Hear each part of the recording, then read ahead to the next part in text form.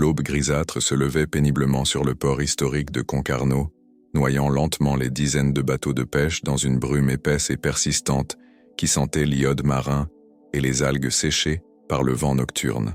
Henri Moreau, 45 ans sonnés, les mains profondément durcies et crevassées par 3 décennies entières de travail acharné en mer, préparait mécaniquement et sans la moindre émotion son fidèle chalutier, l'espoir, pour une nouvelle journée de labeur solitaire sur l'Atlantique capricieux. Son visage profondément buriné par les intempéries, marqué de rides profondes creusées par le sel corrosif et la solitude pesante, ne trahissait absolument aucune émotion particulière, aucune joie de vivre, aucune expectative. Depuis exactement 5 longues années maintenant, chaque matin ressemblait tragiquement au précédent, une routine immuable et morose qui l'aidait désespérément à ne pas penser au passé, à ne pas ressentir cette douleur lancinante, à simplement exister jour après jour sans vraiment vivre pleinement. Les mouettes criardes tournoyaient bruyamment au-dessus des mâts innombrables, tandis que les toutes premières lueurs dorées du jour caressaient tendrement les façades multicolores et pittoresques de la célèbre ville close médiévale. Henri vérifiait minutieusement ses filets de pêche avec la précision maniaque d'un horloger suisse, chaque geste parfaitement calculé et répété 1000 fois, chaque nœud marin soigneusement inspecté, selon les règles ancestrales apprises de son père. Cette minutie obsessionnelle et quasi maladive était progressivement devenue sa seule manière efficace de tenir fermement le chaos tumultueux de ses émotions ravageuses à distance respectable. Tant qu'il parvenait à se concentrer entièrement sur le travail physique et répétitif, il pouvait miraculeusement oublier temporairement le vide béant et douloureux qui rongeait impitoyablement son cœur meurtri depuis la terrible tragédie familiale qui avait bouleversé sa vie. « Salut Henri, tu comptes vraiment sortir par ce temps de chien ?» lança Marcel Kergen, un vieux pêcheur expérimenté du quai immédiatement voisin, en désignant d'un geste inquiet les nuages particulièrement menaçants qui s'amassaient inexorablement à l'horizon maritime, comme une armée noire et hostile prête à livrer un assaut impitoyable contre la côte bretonne. La météo marine de Météo France annonce formellement du très gros temps pour cet après-midi, mon vieux. Force 8 garantie, peut-être même force 9 selon certaines prévisions alarmistes. Tous les gars expérimentés du port disent unanimement qu'il vaudrait nettement mieux rester prudemment à quai aujourd'hui, crois-moi. Henri leva à peine ses yeux fatigués de ses cordages robustes, qu'il inspectait méticuleusement pour la 4e fois consécutive, vérifiant obsessionnellement chaque brin avec une attention de maniaque.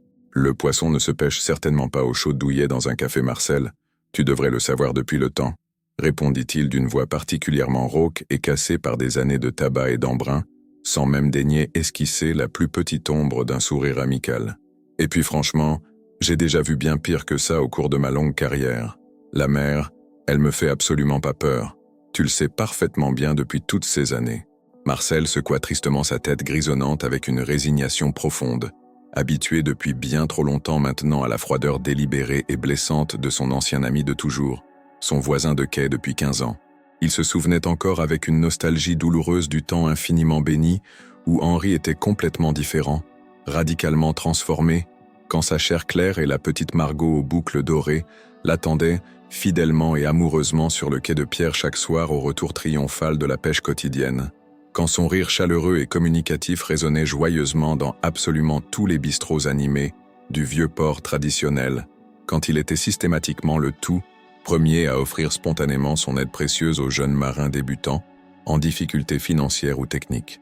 Mais depuis l'accident absolument terrible et inexcusable de la route nationale 165, depuis qu'un chauffard complètement ivre et inconscient avait sauvagement fauché sa femme adorée et sa fillette innocente de 4 ans à peine, un soir glacial de décembre 2018, Henri s'était dramatiquement refermé comme une huître profondément blessée et méfiante, repoussant systématiquement et violemment toute tentative sincère d'amitié, de réconfort fraternel ou même de simple conversation banale. « Tu sais très bien, Henri », insista courageusement Marcel en s'approchant prudemment de son ami devenu ombrageux. « Claire la douce aurait absolument jamais voulu que tu te... »« Laisse immédiatement Claire complètement tranquille, Marcel », coupa brutalement Henri d'un ton glacial et tranchant qui fit instinctivement reculer le brave vieil homme aux cheveux blancs. « Claire est définitivement morte et enterrée. La petite Margot aussi est morte et enterrée. Et moi je continue à vivre tant bien que mal.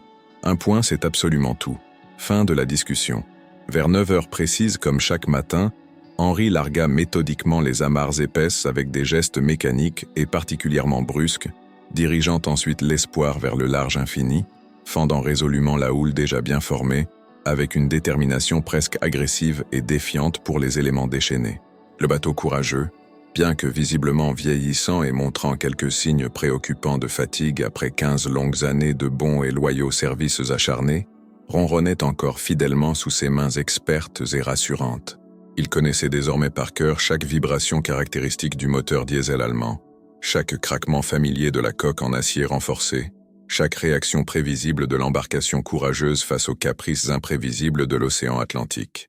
C'était progressivement devenu son seul véritable compagnon désormais, son unique confident silencieux, le seul témoin muet mais compréhensif de sa peine immense et incommensurable, et de sa colère profondément rentrée contre l'injustice du destin. La matinée entière se déroula exactement selon le rituel quotidien habituel et immuable.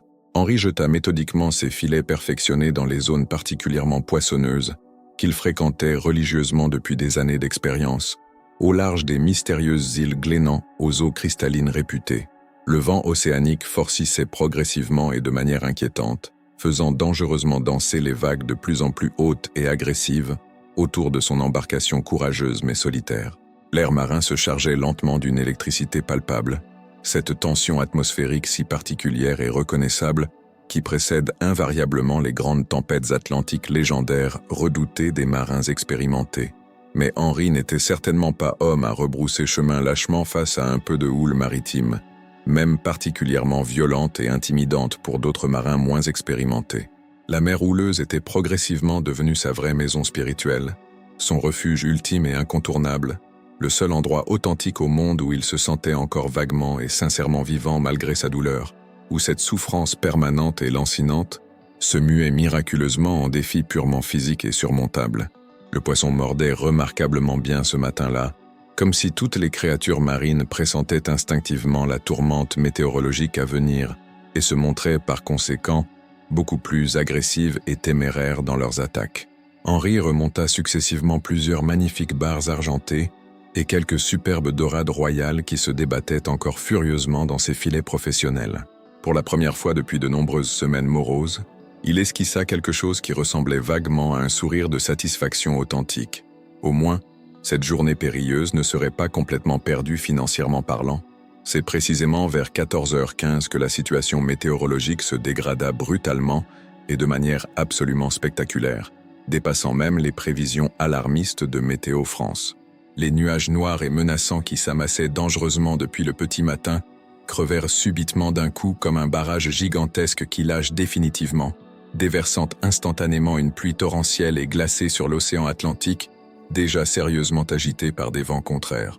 Le vent océanique passa dramatiquement de force 5 à force 7 en quelques minutes absolument terrifiantes, puis rapidement à force 8 selon l'échelle de Beaufort, soulevant inexorablement des vagues impressionnantes et dangereuses de 4 à 5 mètres de hauteur, qui venaient gifler violemment et régulièrement la proue renforcée de l'Espoir, avec un bruit d'explosion assourdissant. Henri, complètement trempé jusqu'aux os malgré son ciré jaune imperméable de qualité professionnelle, luttait désespérément pied à pied pour maintenir tant bien que mal son cap déterminé vers le port sécurisé de Concarneau, qui paraissait maintenant tragiquement si lointain et inaccessible dans cette purée de poids liquide. L'eau salée et glacée lui fouettait impitoyablement le visage tanné sans le moindre répit, l'obligeant constamment à plisser douloureusement les yeux pour distinguer tant bien que mal quoi que ce soit de reconnaissable dans ce chaos liquide indescriptible. Le bateau courageux tanguait dangereusement et de façon inquiétante, montant et descendant les vagues monstrueuses, comme un simple bouchon de liège complètement ivre et incontrôlable. Henri connaissait parfaitement ces situations extrêmes et périlleuses.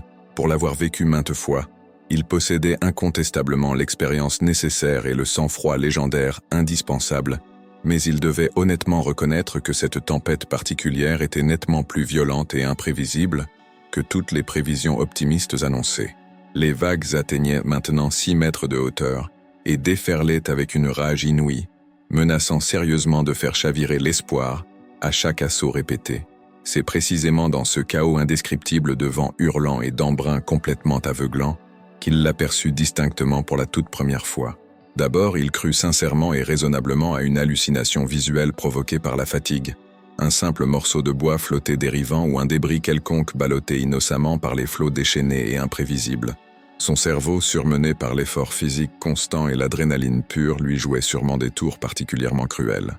Mais en manœuvrant habilement et prudemment son embarcation malgré la tempête qui faisait rage autour de lui, en se rapprochant progressivement et précautionneusement de cette forme indistincte et mystérieuse, Henri sentit littéralement son cœur fatigué s'arrêter complètement de battre pendant plusieurs secondes interminables. Là-bas, au creux périlleux d'une vague absolument monstrueuse qui déferlait avec violence, un panier artisanal en osier tressé dansait dangereusement sur l'eau noire et terriblement agitée, menacé constamment à chaque seconde qui passait d'être définitivement englouti par les flots déchaînés. Et à l'intérieur de ce fragile esquif de fortune apparemment improvisé, enveloppé tant bien que mal dans une couverture bleue complètement détrempée par les embruns, se trouvait un bébé. « Seigneur Dieu Tout-Puissant », murmura Henri d'une voix tremblante, ses mains calleuses et crevassées tremblant subitement de manière incontrôlable sur la barre métallique froide. Pendant un instant terrible et profondément bouleversant, l'image tragique se superposa brutalement dans son esprit complètement troublé à celle de sa propre fille, adorée et regrettée, Margot, quand elle avait exactement cet âge si vulnérable.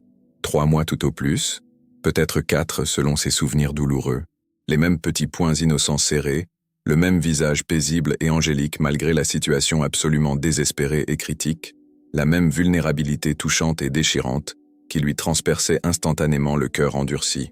Sans hésiter une seule seconde, guidé par un instinct paternel qu'il croyait définitivement mort depuis l'accident, Henri coupa immédiatement le moteur diesel et se précipita courageusement vers le bastingage arrière de son chalutier. Les vagues gigantesques menaçaient constamment à chaque instant d'engloutir définitivement le fragile esquif de fortune et son précieux passager innocent. Il fallait absolument agir rapidement. Chaque seconde comptait désormais.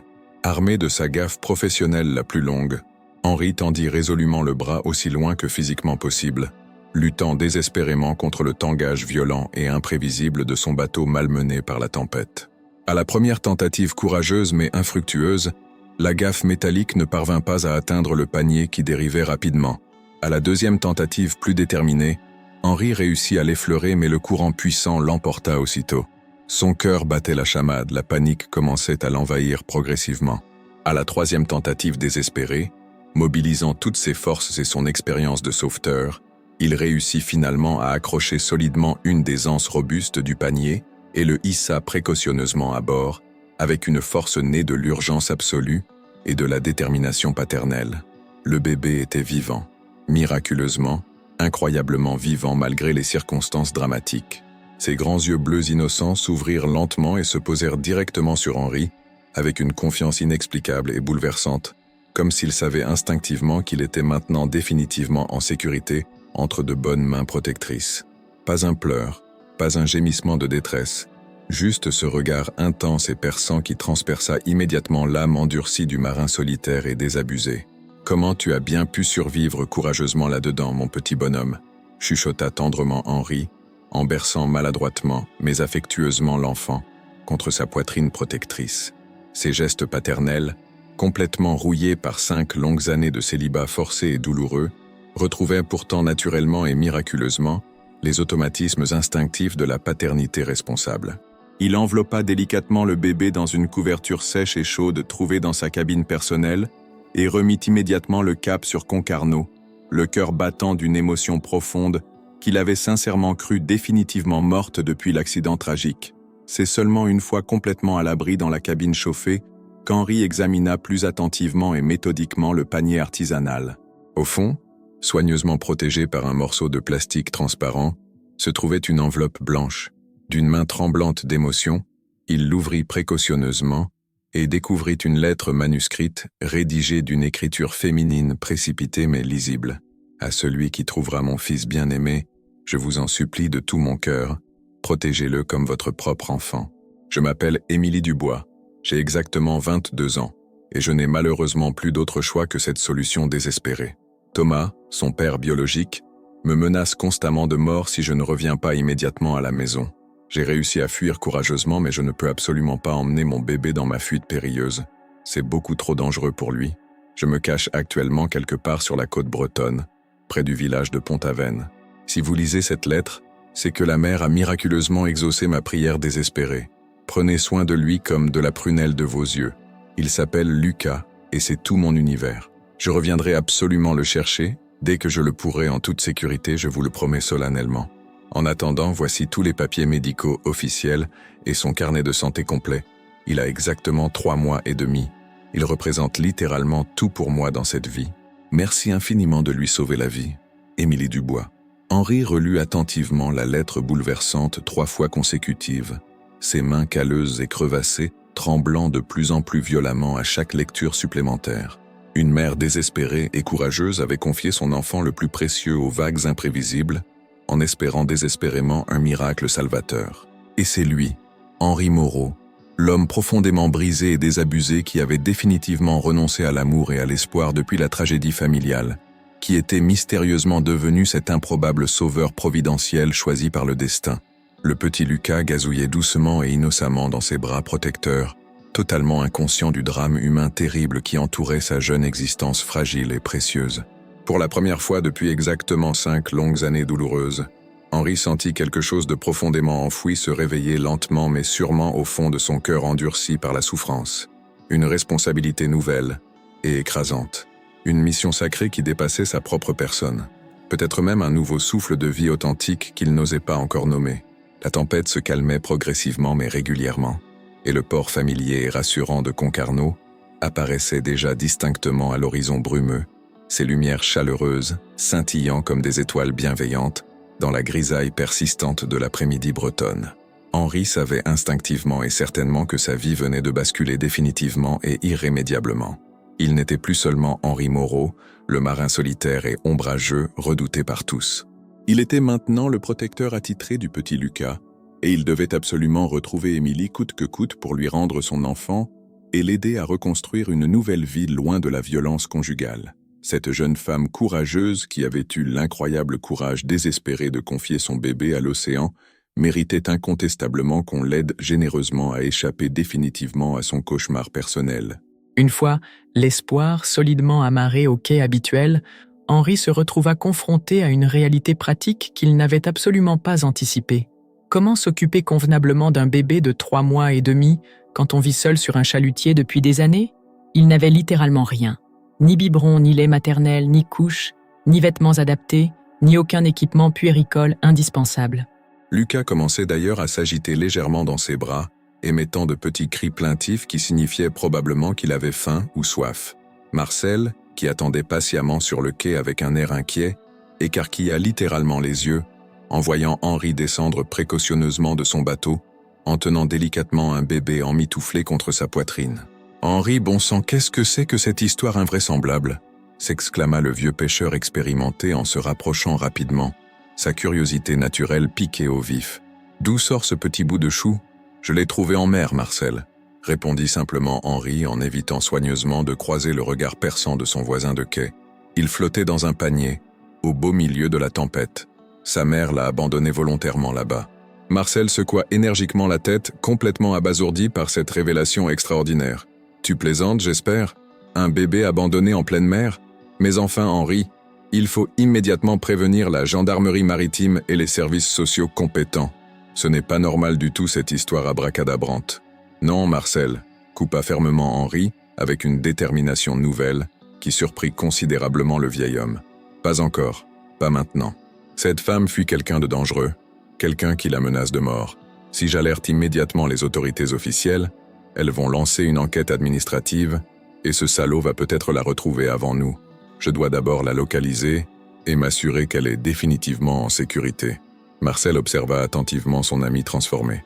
Pour la première fois depuis l'accident tragique, Henri montrait une passion, une détermination, quelque chose qui ressemblait étonnamment à de l'espoir retrouvé. « D'accord, Henri, je comprends parfaitement ta logique.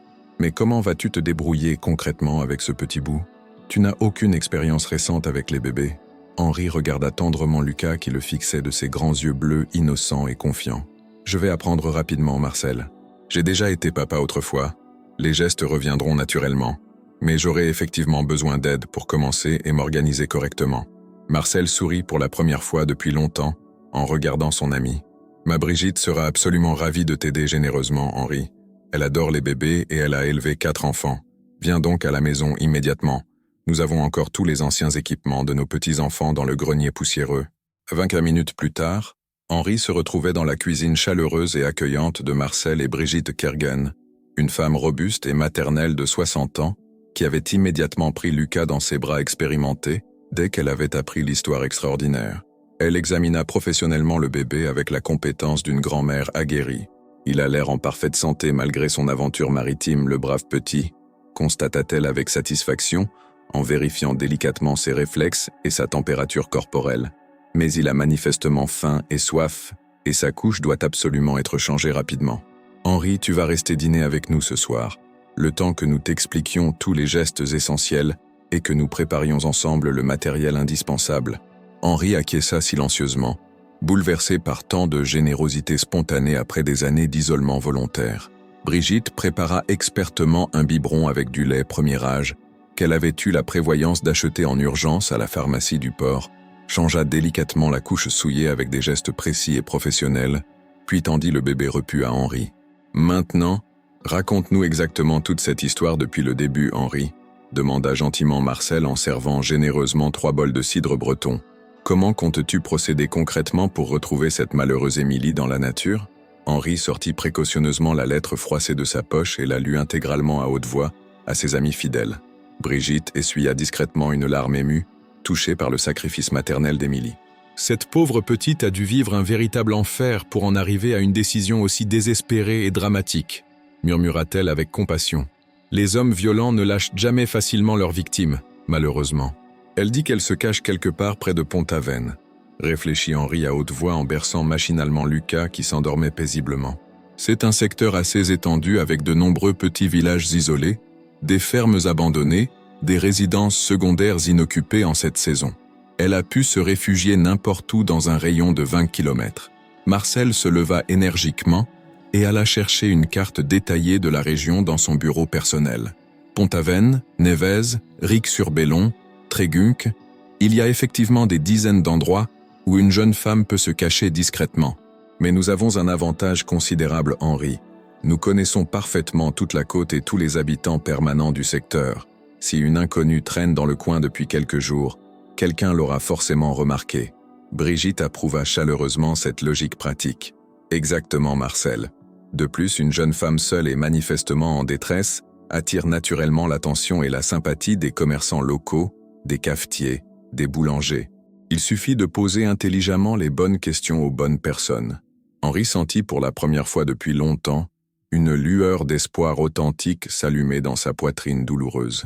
Avec l'aide précieuse de Marcel et Brigitte, avec leur connaissance approfondie du territoire et leur réseau relationnel local, il avait une chance réelle de localiser Émilie relativement rapidement. Lucas remua légèrement dans ses bras et émit un petit soupir satisfait. Henri le regarda tendrement, surpris par l'affection spontanée qu'il ressentait déjà pour ce petit être innocent qui avait miraculeusement réveillé son cœur endormi. « Demain matin, à la première heure, nous commencerons les recherches systématiques, » déclara-t-il avec une détermination nouvelle qui étonna ses amis. « Cette Émilie mérite qu'on la retrouve et qu'on l'aide. Et Lucas mérite de retrouver sa maman courageuse. » Le lendemain matin, dès les premières lueurs dorées de l'aube bretonne, Henri se réveilla dans le petit appartement de Marcel et Brigitte avec une sensation qu'il n'avait plus ressentie depuis 5 longues années. Un véritable but, une mission qui donnait enfin du sens à son existence meurtrie. Lucas dormait paisiblement dans un petit couffin improvisé, ses petits poings serrés contre sa joue rosie, respirant avec la régularité parfaite de l'innocence absolue. Henri l'observa longuement, surpris par la tendresse spontanée qui l'envahissait chaque fois qu'il regardait ce petit être miraculé. Brigitte était déjà debout dans sa cuisine, préparant méthodiquement un solide petit déjeuner breton, accompagné d'un biberon parfaitement dosé pour Lucas. « Bien dormi, Henri ?» demanda-t-elle chaleureusement, en versant le café noir fumant dans de grandes tasses en faïence bleue. Le petit ange n'a pas pleuré une seule fois de toute la nuit. C'est un bébé exceptionnellement sage et confiant, comme s'il savait qu'il était enfin en sécurité, répondit Henri en prenant délicatement Lucas, qui commençait à s'éveiller. Les gestes paternels lui revenaient naturellement, comme si 5 années de solitude n'avait pas réussi à effacer complètement cette mémoire corporelle de l'amour paternel. J'ai réfléchi toute la nuit, Brigitte. Je vais commencer les recherches par le marché de Pont-Aven. Si Émilie se cache dans le secteur depuis plusieurs jours, elle a forcément dû faire quelques achats alimentaires. Marcel apparut à son tour, déjà habillé chaudement. Excellente idée, Henri. Jeanne Morvan tient le stand de légumes depuis 30 ans. Elle connaît absolument tous les habitants du canton.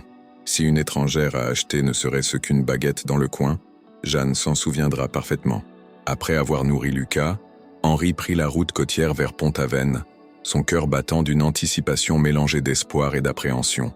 Le paysage automnal de la Bretagne défilait sous ses yeux, les ajoncs dorés, les chemins creux bordés de murets de pierres sèches, les petites chapelles isolées qui ponctuèrent la campagne vallonnée.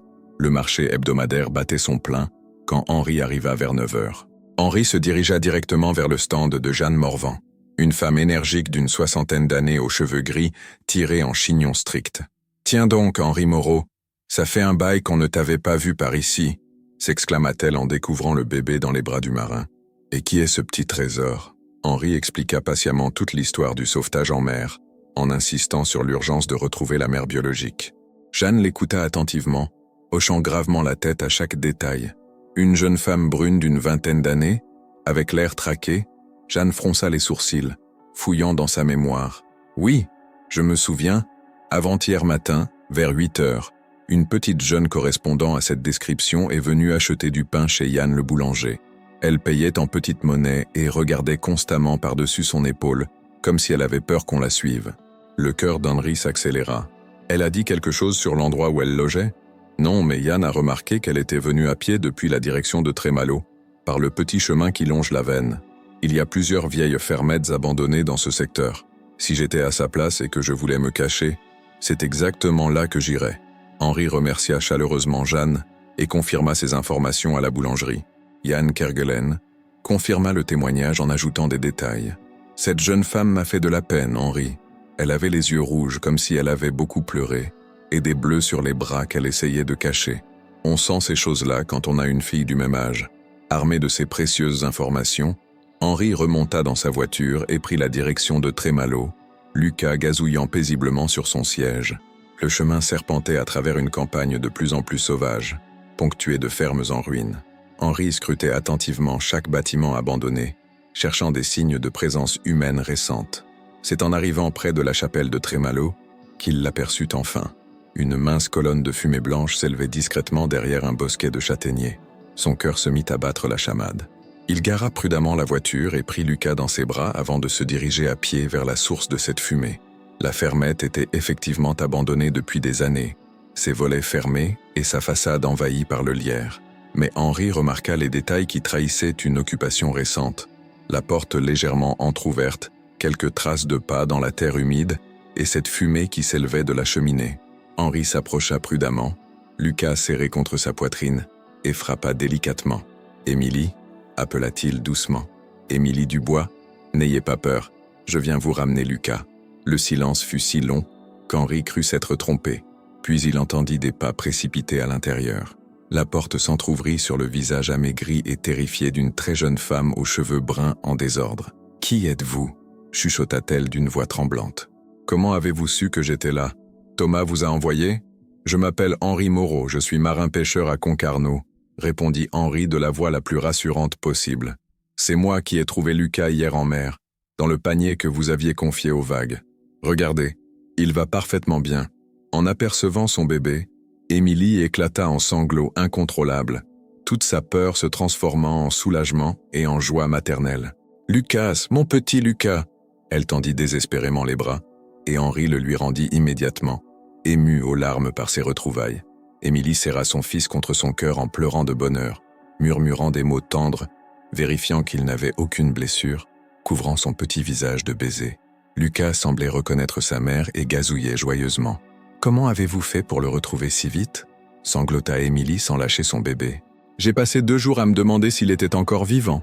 C'était un pari tellement désespéré. » Henri raconta patiemment toute l'histoire. La tempête, la découverte, l'aide de Marcel et Brigitte, les recherches au marché.